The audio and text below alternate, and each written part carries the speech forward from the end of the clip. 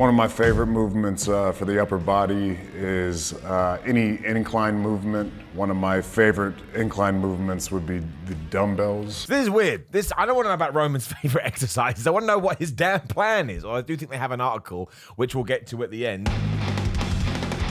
Sorry about a-hole here. Yes, I got a dodgy tan because I had a wrestling match this weekend, and I like to put dodgy tan on. Just looks good under wrestling lights. Speaking about professional wrestling, SummerSlam was this weekend. As always, WWE marketing machine gets into top gear, I suppose, and they try and entice you in, meaning we found this video, and it was reacting to Roman Reigns' SummerSlam workout. I was like, I like doing those videos. Let's do it.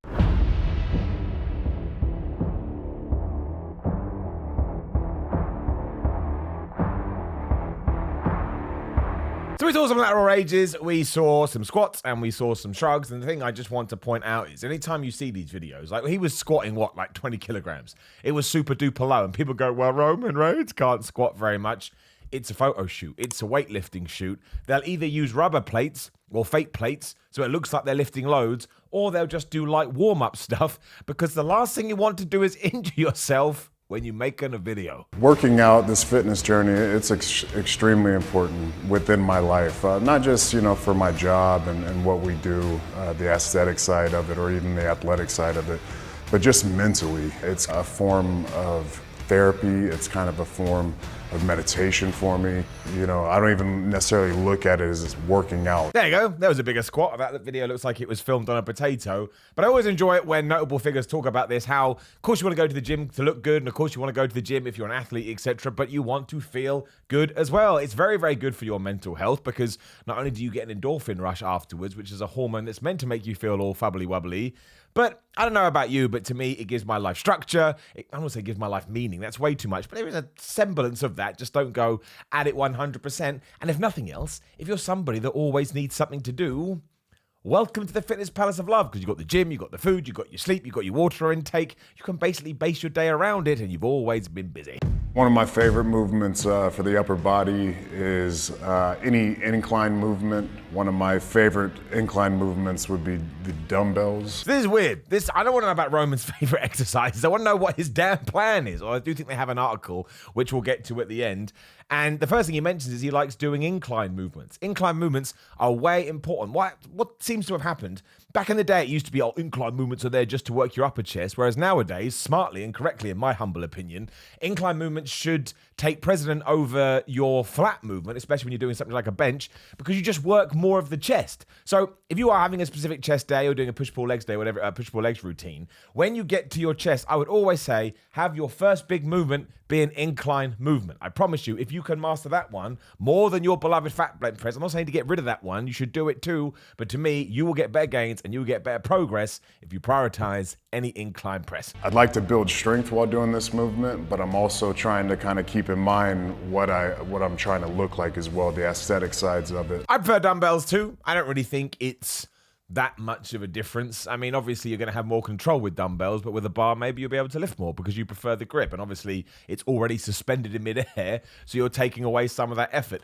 I really do think it comes down to fine margins, though. So I would pick whichever one you prefer. You want to do incline, you want to do up your barbell. I mean, mix and match, right? You can try and do both, and sometimes you can focus on dumbbells. Sometimes you can focus on barbells. Just watch those elbows, right? I still do it. I've been training for years. You can flare your elbows when you're doing any kind of pressing movement, and then, you could injure your shoulder or you could injure your arm. It's difficult, right? Nobody said you should just be able to walk into a gym and know what you're doing, which is why I find it crazy when people do post footage and go, oh, look how rubbish his form is. Okay, let them learn.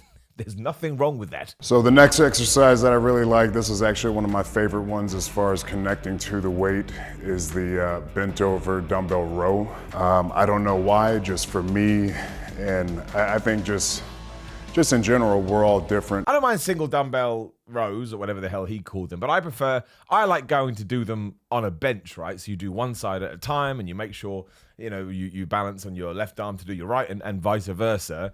But you could certainly do it like that. I mean, I suppose the benefit of doing like that is your symmetry is probably going to be better, because 9 times out of 10, when you're doing a movement on both sides at the same time, you do try and sort of hit failure, at the same time. But when you kind of move across to doing one side, sometimes you do like 12 to 15 reps. You're like, oh man, I'm knackered. And then with the left one, you somehow get up to 25. You're like, well, that's going to look weird. And you're going to be walking around like an absolute monster. Once again, though, you need to find which one that works for you. Some people like to do it standing like that. Some people like to do it on a bench. Some people like to just walk up to the dumbbell rack and use that as their balancing beam and go ahead with the exercise. You're like, bruh, you're right in the way. The next exercise is going to be dumbbell shoulder press. As you can see, there's a bit of a theme here with all the dumbbells. Over the years, I've had shoulder strains. I've had surgery on my right shoulder. Yep, shoulders are the worst. I can't imagine anyone doing any kind of training not having a shoulder problem. Shoulders are just a complicated joint, and they can go, once again, you can do a military press with a barbell, you can do a push press, or you can do dumbbell presses. I like to sort of, you can do hammer strength machines too. They're probably my favorite, but I like to mix and match in the sense that there's something about dumbbell presses, for me personally, when you get into your shoulder work, where, I don't know, I just really find that you can get a good contraction with it, and you can really feel it, and that mind-muscle connection is important. But of course, once again, if you are trying to do heavy weights, and don't forget how dangerous that is when you are doing overhead, obviously if you can do it on a bar, it's like the bench again, that's already in midair, and you're just taking it to here, as opposed to getting two dumbbells and getting up here, it's just going to save you a little bit of effort. So this is, it's standard stuff, but the standard stuff is always the best stuff. I just get annoyed because I want him to look right in the camera and go, Monday I do this, Tuesday I do this, Wednesday, Thursday, Friday, Saturday, Sunday, and then I eat this, and I'm like, great, cheers, Roman. I can use all of it. This movement is, it's everybody's favorite. You can't, no matter where you're at in your fitness journey, I said it when I was done in college, I said I'm never gonna squat again. I'm 37 now, I'm still squatting to this day. Hard to argue, we've talked about it 1,000 times. Squat is just an overall great mass builder, obviously gonna focus more on your leg, but you get a bit of a testosterone boost around the body as well. But do you have to do them? No, you can give them up. I mean, I personally wouldn't. I think just find a way to make them work for you, even if you do super lightweight. But they are just such a good exercise, and they're a really good way to just prime your entire body into growth. But I suppose if you really kind of want some sort of a compromise, I would try and incorporate squats when you first start working out. I would build your base, you know, the deadlifts and the squats and the bench press, etc., etc. And then when you've got to a point where you just have this foundation of muscle, as they say, then maybe you can eradicate it from your program. And don't forget, if your knees are hurting or you're only having joint problems, it's probably not the squats. You should probably rest squats then, of course, because you need to allow your body to heal. But you probably have something else going on. Like so many people are, oh no, I can't do squats because they hurt my joints. I'm like, well, no, your joints are probably hurting because of something else. And the squats are making it worse because, of course, they would do. You're using a lot of joints. So keep that in mind. And again, even if Roman Reigns, I think that was 45 pounds, a 90 pound, I don't know what the hell it was. Let's say it's a 90-pound squat, which isn't a terrifically big squat. Even if that's all that he does, which it's not, again, he's just doing it for demo purposes, you can still do that. Take it nice and slow. Do super duper high reps. If that makes you feel safer and you enjoy it more, I would still say it's far more beneficial than just knocking squats on the head altogether. That's why I like the hammer curl, because you can really fill it in and make a very thick looking bicep. The hammer curls just, they nail that portion of the arm. Yeah, it's true. It's kind of an overall arm mass builder, I suppose, because you are going to work your bicep, you're going to get the peak, you're going to get the forearm too. That's why most people like to do them. Like for some reason you don't have a certain amount of time, but you want to get a bicep workout in at the end of probably doing back or something similar. Sure, you would probably aim for the hammer curl because every other one will focus on different parts of your bicep. But do not forget as well, I'm sure he'll talk about this, and if not, he definitely knows. You want a big arm, tricep is bigger than the bicep. Works both, because you've got two muscles here and you've got three muscles here, but it's mathematics, right? So many people still don't get this. They go, oh, I want sleeve-hugging guns, so I'm going to do bicep curls all day. I'm like, well, that's great, but don't forget about the back bit, because he get lonely. All right, y'all, thank you so much for going through this workout with me. I appreciate it. If I can leave you with anything, just remember that we're all different.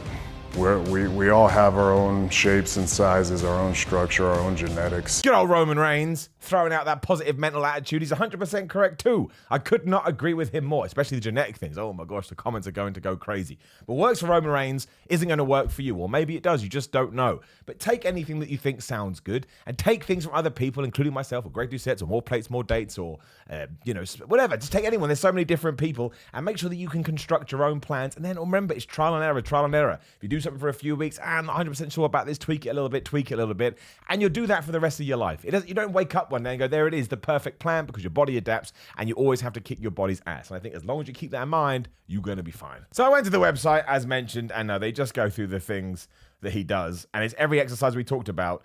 And it's 3 reps, 12 to 15. 3 sets, 12 to 15 reps. 3 sets, 12 to 15 reps. 3 sets, 12 to 15 reps. 3 sets, 12 to 15 reps. And then for a hammer curl, he's like, screw that. I'm going to do 15 to 20 reps instead, which kind of does make sense. I mean, there it is. I would argue that it's not really him going through his workout plan. I would have liked a little bit more meat on that bone, but I'm absolutely sure that he does all of that stuff. Although it does say here, his workouts have evolved over the years. Reigns previously told Men's Health that he has followed the intense Y3 pre-protocol. We did that video, so we won't do it again. Hopefully I'll remember to put a card up on the screen. But look, they're all decent exercises. If you haven't included them in your plan, should you? Absolutely. See how they work. Just make sure you're putting them in the right time. Don't start doing like dumbbell rows when you're working your chest. That makes no sense. Wait until you are training your back, but always remember, it's about intensity, it's about focus, and it's about progressive overload. As long as you are lifting more and more weight every single week with good form, it probably means you're getting bigger. It probably means you're getting stronger. It probably means you're having a good time. Now, please do like the video, share the video, and subscribe. Get the bell ding dings. You know, other videos are going live. There will be a video on the screen. Hopefully that one, if I recall, although YouTube does whatever it wants. So give it a click and see if you like it, and leave a comment below. What do you think about Roman Reigns, and what did you think about his SummerSlam match? Also, grillermind.com/Simon. Just go Simon to get 10% off. Patreon.com/Simon316 for exclusive reaction videos and other nonsense. At Simon316 on Instagram and Twitter. All of this is in the description below. And Greg Doucette's Power 13 cookbook on Cameo back. Thank you so much for asking. Simon.bigcartel.com for merchandise. But otherwise, again, train hard, train strong, train fun. See you soon.